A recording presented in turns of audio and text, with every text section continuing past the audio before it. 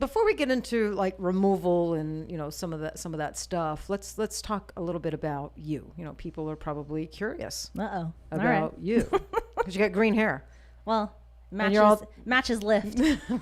All right, the bottle lip, and you're tattooed everywhere, and you keep going and going and going. Kat don't like it, I mean, most of it you can't even see. I know. You know how Mama Cat is. She don't even want me like getting, more tattoos. I had to beg her for my new sleeve. I'm doing this so you could live vicariously through me. Through me. Oh, thank you so much. You're welcome. You're so good to me.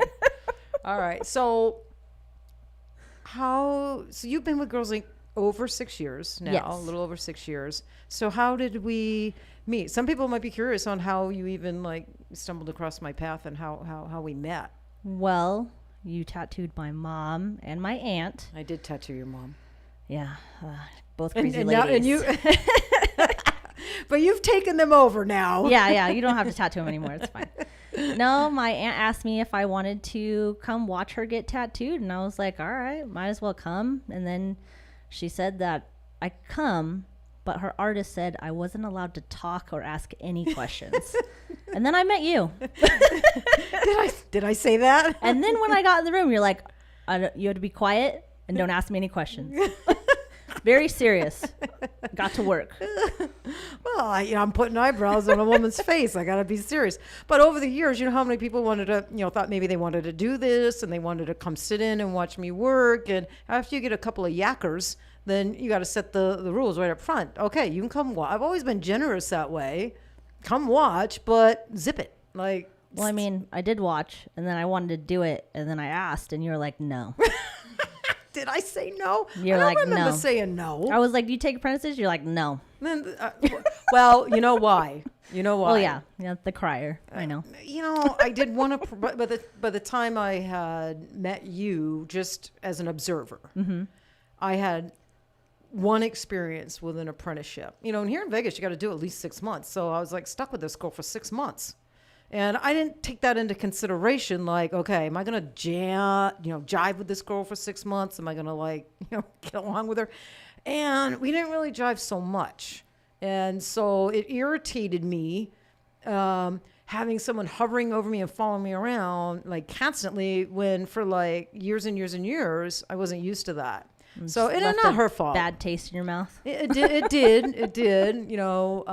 But definitely not her fault. It was just set in my ways, I guess, at that time.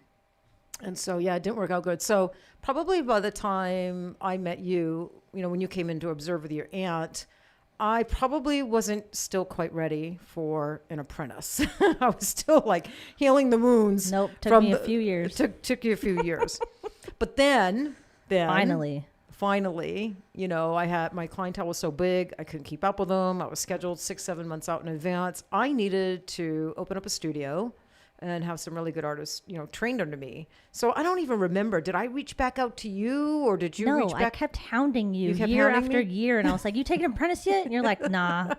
I was like, and a year later, you changed your mind yet? And you're like, no. So why didn't you just okay, screw Taryn, I'm just going to go find somebody else? Because I wanted to train under you, something and it was going to happen. Yeah.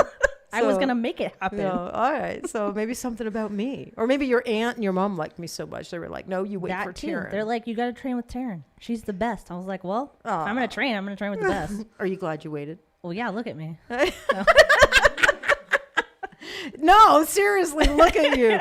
You're like phenomenal. You really are. You've come like so far in 6 years. And even Kat, we go home at night and we talk about you girls. And you're just so talented, Michon. You're good. I mean, your eyeliners, like these, look, your eyeliners were good, but like this last year, like just something happened with your eyeliners. They're not just good and great. They're like spectacular. I'm like, they're everything so good. Started clicking lately. Right. And you're at your 6-year mark. So would you agree that it probably took you 5 years? Once you round that corner, that 5-year corner, things just really start to... Well, yeah. I mean, it takes time to hone in your craft. It takes a long time to finally get to where you want to be. And I'm not even where I want to be. I want to be better than what I am today. Yeah. So... Yeah. Well, I think that's a true artist, right? You're never Yeah. quite satisfied where you are. We don't, artists are never complacent, right? We're never, and that's probably the torturous part of being an artist. I think we're never satisfied, right? We never become complacent with our own work. We're always, But that's good. Strive to be it better. is good. It is good.